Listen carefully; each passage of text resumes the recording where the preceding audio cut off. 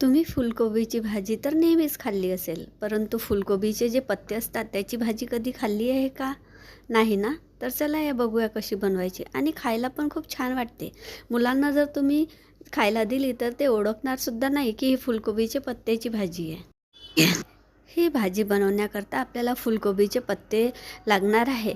ते आपण बाजारात भाजीवाल्याकडनं मागवू शकतो. बाजारात ना कोवळे पत्ते भाजीवाल्याकडून मागवून घ्यायचे. त्यानंतर हे पत्ते मागून पुढून व्यवस्थित स्वच्छ धुवून घ्यायचे, कारण याच्यावर असं पांढऱ्या प्रकारचं हे असते.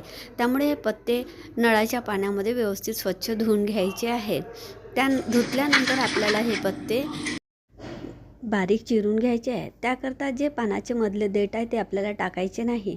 जे बारीक पत्ते आहेत ते आपल्याला टाकायचे. हे देठ काढून आपल्याला अशा प्रकारे हे हिरवे हिरवे पत्ते बारीक चिरून घ्यायचे आहे. चिरल्यानंतर याला परत एकदा धुवून घ्यायचे आहे. धुतल्यानंतर याला गरम पाण्यामध्ये उकळून घ्यायचे आहे. अशा प्रकारे बारीक बारीक चिरून झाल्यानंतर आपल्याला हे गरम पाण्यामध्ये टाकायचे आहे. याचा कलर चेंज होतपर्यंत आपल्याला उकळून घ्यायचे आहे. अगदी 7-8 मिनटामध्ये हे उकळून होत असते.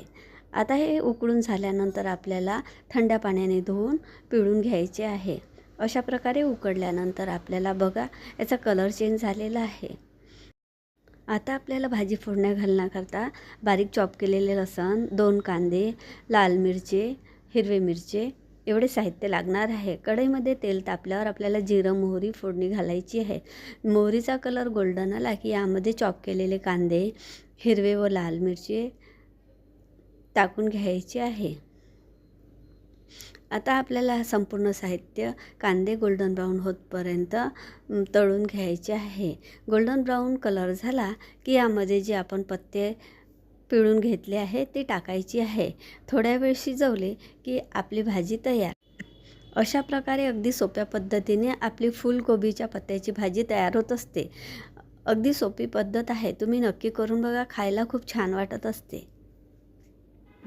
या चवीनुसार मीठ टाकायचे आहे व अशा प्रकारे आपली भाजी थोड्या वेळ शिजली की खायला तयार. दिसायला पण सुंदर दिसत असते आणि चव पण अप्रतिम असते. तुम्ही नक्की करून बघा, तुम्हाला आवडेल.